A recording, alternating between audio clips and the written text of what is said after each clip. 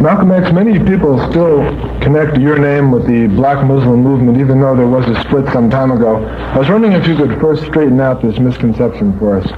Well, no, I'm not in the black Muslim movement. That is, I'm not a follower of Elijah Muhammad, but I now belong to the Muslim community that practices the same religion of Islam as it is taught and believed in the Muslim world, in Mecca, Cairo, Lahore, in the Muslim world. What was it that brought about this change of attitude?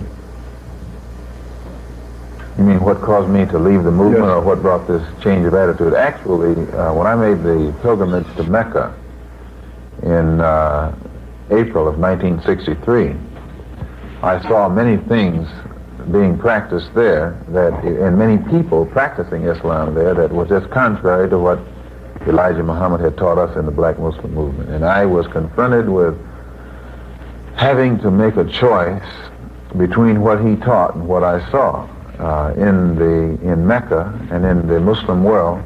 I could easily see that Islam was a religion of brotherhood, a religion that had eliminated the color bar, and a religion in which the people didn't judge one another based upon the color of their skin. And I had to make a choice between that and what Elijah Muhammad had been teaching us was supposed to be Islam. And I accepted Islam as a religion that teaches and practices brotherhood, and have since not been identified with Elijah Muhammad in any way, shape, or form. Could you possibly go a little further and make it very clear to everybody now what the differences are between Elijah Muhammad and the black Muslims and the worldwide Muslim movement as you see it? Well, number one, Elijah Muhammad teaches his followers that God came in the flesh and taught him what he now knows and that which he now calls Islam, and by so doing made him the messenger of God, or the messenger of Allah, so to speak. And every black Muslim, I myself included, absolutely believed that God taught Elijah Muhammad and that Elijah Muhammad was a messenger of God. Whereas in the Muslim world, Muslims are taught La ilaha illallah Muhammadan Rasulullah. There's no God but Allah, and Muhammad is the apostle of Allah, or messenger of Allah. And in that sense, Allah being supreme, the creator, omnipresent, omniscient, and all that, and Muhammad ibn Abdullah, Muhammad who was born in Arabia 1400 years ago, is the Muhammad that's being spoken of there.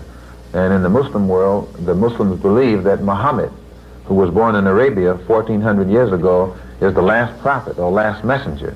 So that anyone who comes along and says that God in the flesh, or Allah in the flesh, came and taught him and made him his messenger, absolutely is diametrically opposed to the orthodox teachings of the religion of Islam. There's an old biblical story about someone who asked, I guess it was a Hebrew prophet, to stand on one foot and explain Judaism to him. Don't want you to do that, but if you could possibly give us some idea of some of the other basic tenets of the Muslim religion, something that's fairly foreign to many people in the Western world. Well, the real Muslim religion teaches the oneness of God. It teaches that since there is one God, he has one religion, which is called Islam, which means complete submission to the one God. And since there is one God with only one religion, then all of the prophets who came forth on this earth to teach religion taught the same religion. So that to a Muslim, Abraham and Moses and Jesus taught the same religion that the prophet Muhammad taught. And therefore there's no opposition whatsoever, no division, no room for argument even.